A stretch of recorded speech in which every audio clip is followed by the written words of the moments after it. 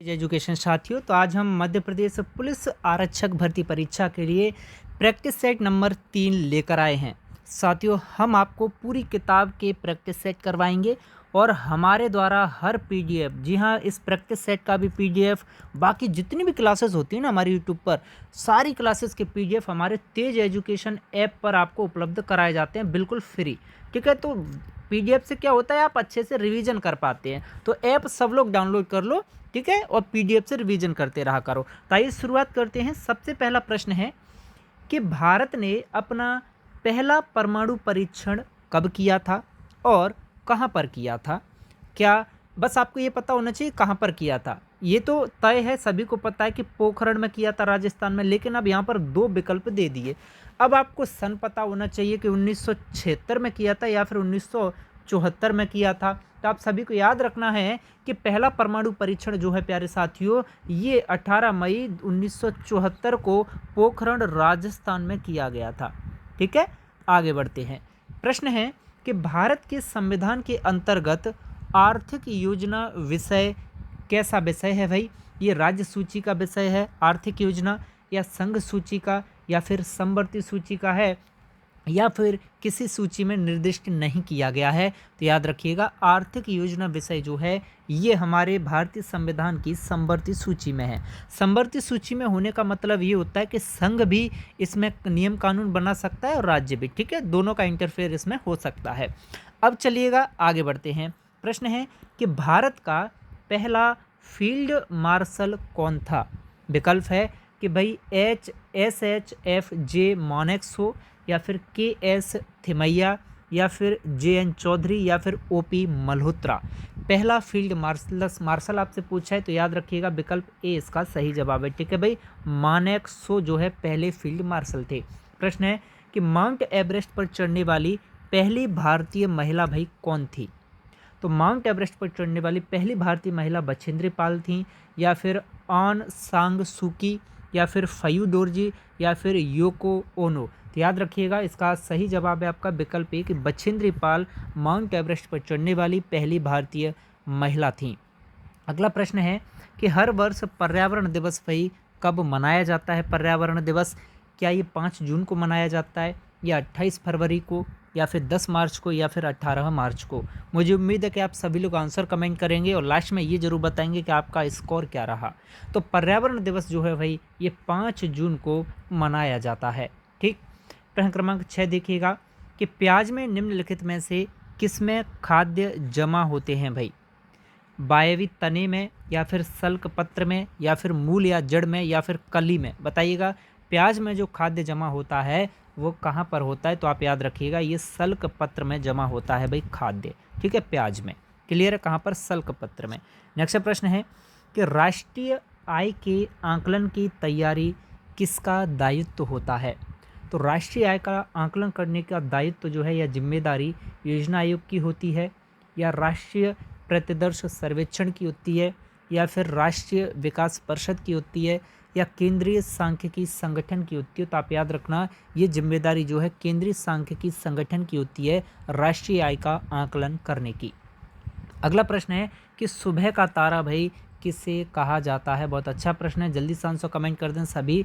सुबह का तारा भाई शनि को कहते हैं, या फिर मंगल को कहते हैं, बृहस्पति ग्रह को कहते हैं, या फिर शुक्र को कहते हैं? तो आप याद रखना कि सुबह का तारा जो है कहा जाता है शुक्र ग्रह को। ठीक है, किसे कहते हैं? शुक्र को कहा जाता है। आगे बढ़ते हैं। कौन सी विश्व की सबसे लंबी नदी है भाई? विश्व की सबसे लंबी नदी अमेजन है, या फिर नील है, यांगसी क्यांग है, या फिर मिसिसिपी है? बताइएगा। तो आप याद रखें विश्व की जो सबसे लंबी नदी है ये है नील नदी। कौन सी है भाई? नील नदी है जो सबसे लंबी है। प्रश्न बनता है कि साबरमती नदी किस शहर के किनारे बहती है भाई? साबरमती नदी, बहुत अच्छा प्रश्न है। बताइएगा, ये मुंबई के किनारे बहती है, या हैदराबाद के, अहमदाबाद के, या फिर विजयवाड़ा के किनारे? तो आप याद रखिएगा साबरमती नदी के किनारे कौन सा शहर है भाई? अहमदाबाद है। ठीक, आगे बढ़ते हैं। प्रश्न है कि केरल का प्रसिद्ध नृत्य भाई कौन सा है? कुचिपुड़ी, या कथकली, कथक, या फिर ये सभी? तो याद रखिएगा केरल का जो प्रसिद्ध नृत्य है साथियों ये है कथकली। ठीक है, विकल्प सी इसका सही जवाब है। आगे बढ़ते हैं। 11 के बाद है भाई, देखिएगा आपका प्रश्न क्रमांक 12 कि असहयोग आंदोलन की असफलता के बाद किसके नेतृत्व में कांग्रेसियों ने स्वराज दल नामक एक नई पार्टी बनाई थी? महात्मा गांधी के नेतृत्व में, या वल्लभ भाई पटेल के नेतृत्व में, या चित्तरंजन दास या फिर मोतीलाल नेहरू के नेतृत्व में स्वराज दल नामक नई पार्टी बनी थी? तो याद रखिएगा ये पार्टी बनी थी भाई चित्तरंजन दास के नेतृत्व में। ठीक है, कौन सी? स्वराज दल नामक पार्टी। आगे बढ़ते हैं। प्रश्न है कि भारतीय अर्थव्यवस्था में खुली आर्थिक व्यवस्था का प्रारंभ करने वाले निम्न में से कौन थे? किसने खुली आर्थिक व्यवस्था शुरू की थी? प्रणब मुखर्जी ने की थी, या फिर आई.जी. पटेल ने, डॉक्टर मनमोहन सिंह ने, या फिर मधु दंडवते ने की थी? भाई तो प्रश्न क्रमांक 13 का सही जवाब है आपका विकल्प बी कि डॉक्टर मनमोहन सिंह ने खुली आर्थिक व्यवस्था का प्रारंभ किया था। और ये कब किया था भाई? जब मंदी आई थी वर्ष 1991 की मंदी के बाद जो है खुली आर्थिक व्यवस्था शुरू कर दी थी डॉक्टर मनमोहन सिंह जी ने। प्रश्न है कि भारत की सभी सेनाओं का सर्वोच्च सेनापति कौन होता है? सेना के कमांडर होते हैं सर्वोच्च सेनापति, या भारत के प्रधानमंत्री? वायुसेना के कमांडर होते हैं या भारत के राष्ट्रपति? तो याद रखिएगा भारत के राष्ट्रपति जो होते हैं वो सभी सेनाओं के सर्वोच्च सेनापति होते हैं। ठीक। प्रश्न है कि चिपको आंदोलन का संबंध भाई किसके संरक्षण से है? बताइएगा। तो आपको याद रखना है कि चिपको आंदोलन का संबंध भाई नदी झरनों के संरक्षण से है, या राष्ट्रीय आय के संरक्षण से, या वन और वृक्षों के संरक्षण से, या फिर आयात के संरक्षण से? तो याद रखिएगा चिपको आंदोलन का जो संबंध है वो है भाई वन वृक्षों के संरक्षण से। ठीक। अगला प्रश्न है कि मध्य प्रदेश राज्य पुनर्गठन आयोग की स्थापना भाई कब की गई थी?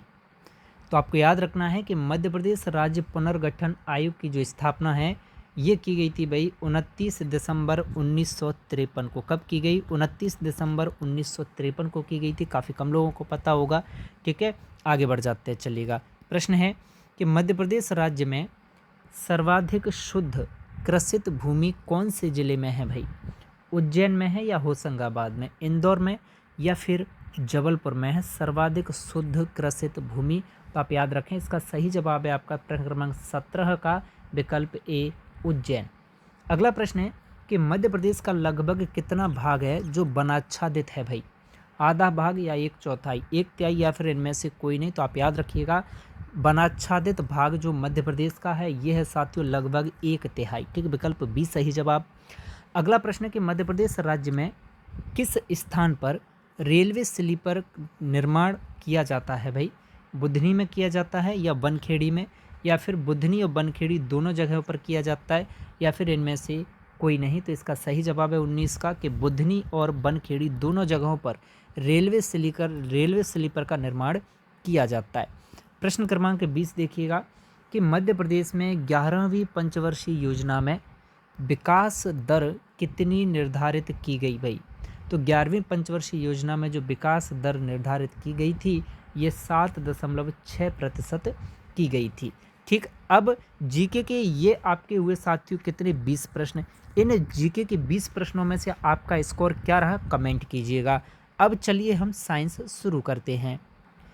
देखिए साइंस विषय में सबसे पहला भाई प्रश्न है कि फ़ारेनहाइट प्रणाली में वायुमंडल दाब पर पानी का हिमांक बिंदु जो है क्या होता है भाई?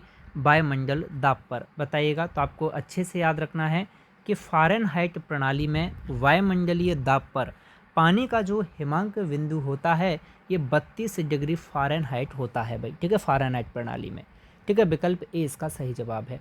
आगे बढ़िए, प्रश्न क्रमांक 72 देखें कि रेफ्रिजरेटर में कूलिंग कॉइल्स कहाँ पर होती है भाई? कूलिंग कॉइल्स ये इवेपोरेटर में होती है, या कंडेंसर में होती है, या फिर कंप्रेसर में होती है भाई कूलिंग कॉइल, या इनमें से कोई नहीं? तो आप याद रखिएगा रेफ्रिजरेटर में या फ्रिज में कूलिंग कॉइल्स जो होती है भाई ये आपके कहाँ पर? इवेपोरेटर में होती है। ठीक है, विकल्प ए इसका सही जवाब है। क्लियर है भाई? आगे बढ़ते हैं, चलिए। प्रश्न क्रमांक 73 है कि किसी भी अर्धचालक की जो चालकता होती है कब घटती है कब बढ़ती है? बताओ। तो आपको याद रखना है, पहले भी ये बता दिया है कि किसी भी अर्धचालक की जो चालकता होती है भाई ये आपके उसके ताप बढ़ाने से क्या हो जाती है? बढ़ जाती है अर्धचालक की चालकता। ठीक है, ताप बढ़ाने पर। प्रश्न बनता है प्रश्न क्रमांक 74 देखिएगा कि टेलीफोन लाइन में प्रवाहित ऊर्जा जो रहती है ये कैसी ऊर्जा होती है? ये ध्वनि ऊर्जा होती है या फिर रेडियो ऊर्जा होती है, विद्युत ऊर्जा होती है या फिर यांत्रिक ऊर्जा होती है? भाई टेलीफोन लाइन में जो ऊर्जा प्रवाहित होती है, तो आपको अच्छे से याद रखना है कि टेलीफोन लाइन में जो ऊर्जा प्रवाहित होती है ना भाई, ये होती है विद्युत ऊर्जा। कैसी ऊर्जा होती है भाई? ये विद्युत ऊर्जा होती है, इतना आप याद रखिएगा। ठीक, अब चलिए आगे बढ़ते हैं। प्रश्न क्रमांक 75 है कि जंग लगने पर लोहे के भार में भाई क्या चेंज आता है या नहीं आता? बताइए, जंग लगने पर लोहे का भार बढ़ता है या घटता है, या फिर कोई परिवर्तन नहीं होता, या फिर परिवर्तन होता है? बताइएगा। तो 75 नंबर प्रश्न का जो सही जवाब है ये है साथियों कि जंग लगने पर लोहे का जो भार है वो क्या होता है भाई? बढ़ जाता है। क्या होता है? बढ़ता है। ठीक है, आगे बढ़ते हैं। प्रश्न क्रमांक 76 के मानव शरीर में मास्टर ग्रंथि भाई कौन सी है? पीयूष ग्रंथि है या एड्रिनल? थायराइड है या फिर पीनियल ग्रंथि जो है मास्टर ग्रंथि है? तो आप याद रखें, मानव शरीर में जो मास्टर ग्रंथि है ये है भाई पीयूष ग्रंथि। अगला प्रश्न है कि संचायक बैटरी में कौन सी धातु इस्तेमाल की जाती है भाई? संचायक बैटरी में। प्रश्न क्रमांक 77, तो आप याद रखें कि संचायक बैटरी में जो धातु इस्तेमाल की जाती है ये जस्ता होती है। कौन सी धातु भाई? जस्ता धातु का यूज किया जाता है। अब देखिए, प्रश्न क्रमांक 78 है कि बॉक्साइट कौन सी धातु का अयस्क होता है भाई? बॉक्साइट, कमेंट कीजिए। तो आपको याद रखना है कि जो बॉक्साइट होता है प्यारे साथियों, ये एल्यूमिनियम का अयस्क होता है। किसका? एल्यूमिनियम का। प्रश्न है कि ग्रीन हाउस गैस निम्नलिखित में से कौन सी है? कार्बन डाइऑक्साइड ग्रीन हाउस है या नाइट्रिक ऑक्साइड, सल्फर डाइऑक्साइड या फिर एथेन? तो याद रखिएगा कि ग्रीन हाउस गैस जो है वो कार्बन डाइऑक्साइड है।